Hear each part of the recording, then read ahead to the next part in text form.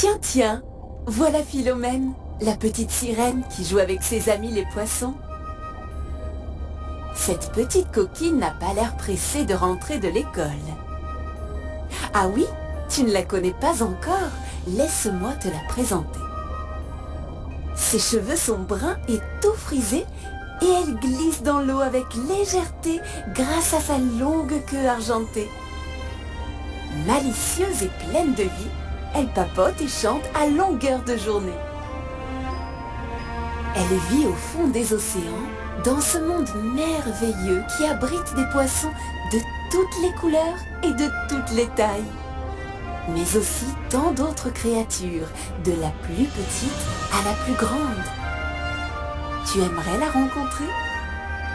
Alors installe-toi bien et ouvre grand tes oreilles.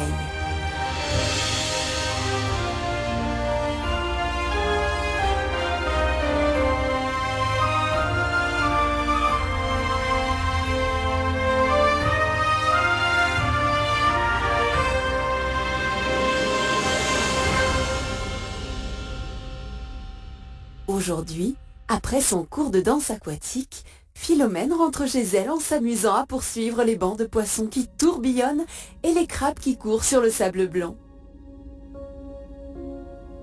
Alors qu'elle virevolte, elle aperçoit ses amis les calmars. Ils sont trop mignons avec leurs manteaux qui changent de couleur, leurs gros yeux et leurs tentacules. Tiens, et si elle faisait un détour pour jouer à cache-cache avec eux? Elle n'a pas vraiment le droit de s'éloigner du chemin. Mais bon, maman n'en saura rien. Au moment où elle s'élance, un petit quelque chose lumineux attire son regard. C'est comme un éclat brillant là, à moitié enfoui dans le sable.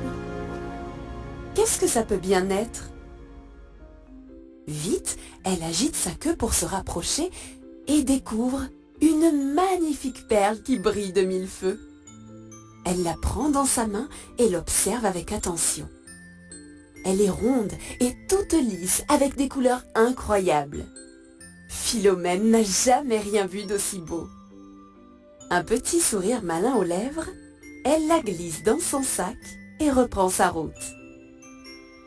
De retour à la maison, elle fonce vers la cuisine. « Maman, regarde un peu ce que j'ai découvert près des colonies d'oursins !» Violette, sa maman, fronce les sourcils. « Dis donc, petite Chippy, qu'est-ce que tu es encore allée faire là-bas? Je te l'ai déjà dit 1000 fois, pas de détour quand tu rentres à la maison. » Philomène lui fait son sourire d'ange, celui qui la fait craquer à tous les coups. Violette soupire et fait rouler la perle entre ses doigts. Elle l'observe un moment tout en disant « Connais-tu l'histoire de la reine des huîtres, ma belle ?» Figure-toi que chaque matin, dans les profondeurs de la mer, cette reine chuchote une chanson secrète à une magnifique perle, juste comme celle-là. C'est un bijou magique qui, au son de sa voix, illumine tout son royaume. Sans lui, malheureusement, les huîtres sont condamnées à être plongées dans le noir. Philomène hausse les sourcils. « Une perle comme la mienne ?» « Absolument. Et comme elle est unique au monde, je crois bien que tu as trouvé la perle de la reine des huîtres. » La petite sirène n'en croit pas ses yeux. Elle a découvert un véritable trésor.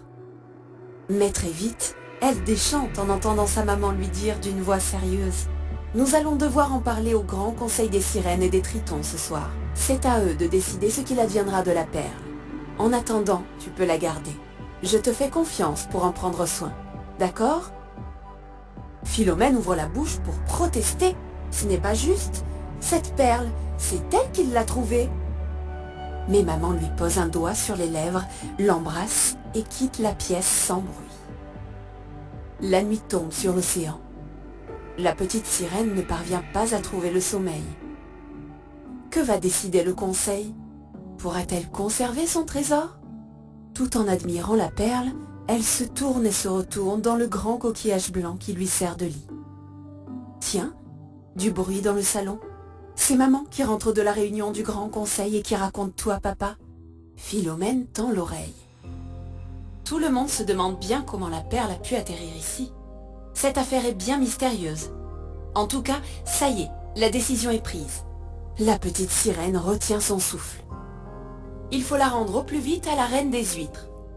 Le roi a confié cette mission à son conseiller le plus fidèle, Pissenlit, le vieil hippocampe. C'est vrai qu'il connaît l'océan mieux que personne. Il viendra la récupérer demain matin. Dans sa chambre, Philomène sent monter une grande colère. Cette idée ne lui plaît pas du tout. Et quand elle n'est pas d'accord avec quelque chose, elle trouve toujours une solution. Le sourcil froncé, elle cherche ce qu'elle pourrait bien inventer. Mais oui, ça y est, elle sait. Elle n'a qu'à cacher la perle bien à l'abri dans un endroit secret.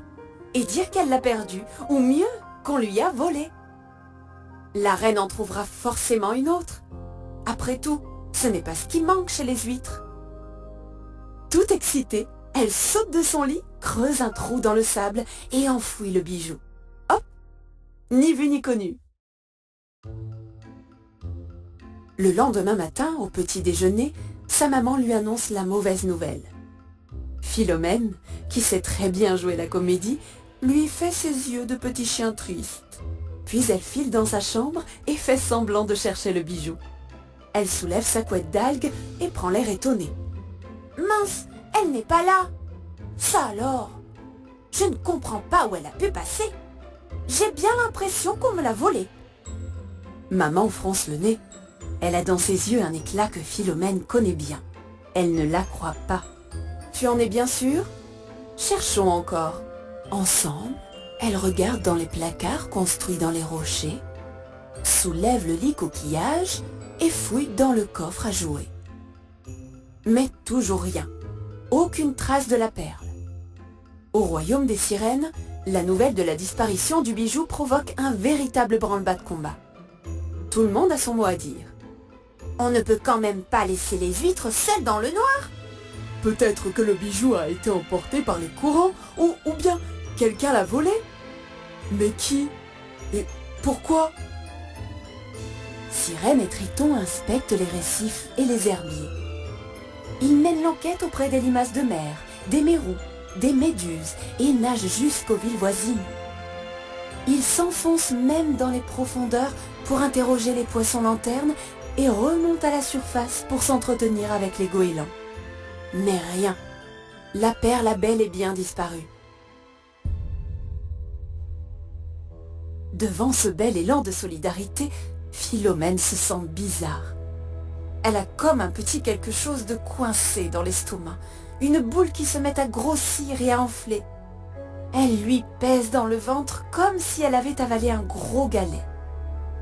Des bêtises, elle en fait souvent, mais là, elle est peut-être allée un peu loin. Elle pense aux enfants huîtres, perdus dans le noir. Oh non, et s'ils n'arrivaient pas à retrouver leurs parents? Cette histoire lui rappelle la grande course des poissons-lunes l'été dernier. Tous les habitants s'étaient rassemblés pour les encourager. Philomène était si excitée qu'elle avait perdu son papa dans la foule. Quelle frousse elle a eue! Rien que d'y penser, elle en frissonne encore. Tout est clair à présent. Elle sait ce qu'il lui reste à faire. Elle se précipite dans sa chambre et déterre la perle. Puis elle nage vite jusqu'au grand rocher où sont réunis ses parents et les membres du grand conseil. À son arrivée, tous se retournent, l'air étonné. Ce n'est pas la place des enfants. Philomène a le cœur qui bat très vite. Elle prend une grande inspiration et se lance. Je sais que vous allez être fâchés, mais j'ai quelque chose à vous dire. La perle, elle n'est pas perdue. C'est moi qui l'ai cachée. Elle était sous le sable, dans ma chambre. La petite sirène ferme les yeux, prête à se faire gronder. Mais rien ne se passe. Elle ouvre un œil, puis l'autre, et se retrouve face à tous les membres du conseil qui la regardent fixement, les bras croisés. Puis le roi prend doucement la parole. C'est une très grosse bêtise que tu as fait là. Tu t'en rends compte? Tout le monde cherche la perle depuis ce matin et les huîtres sont très inquiètes. Nous n'aimons pas les mensonges, jeune fille. Mais nous sommes heureux que tu aies avoué. C'est courageux de ta part. Philomène se sent soulagée. La petite chose qui gonflait dans son estomac prend soudain moins de place. Le roi la regarde alors d'un air malicieux. Je sais comment tu peux te faire pardonner. La petite sirène attend qu'il poursuive, intriguée. Vois-tu, la perle est un peu lourde pour Pissenlit. Alors, si tes parents sont d'accord, c'est toi qui vas l'accompagner jusqu'au royaume des huîtres. Philomène se fige, la bouche ouverte. Quoi? Partir si loin? Avec un minuscule hippocampe? Elle n'est pas certaine d'en avoir envie. Elle se tourne vers ses parents. Vont-ils accepter? Tu le sauras en écoutant le prochain épisode.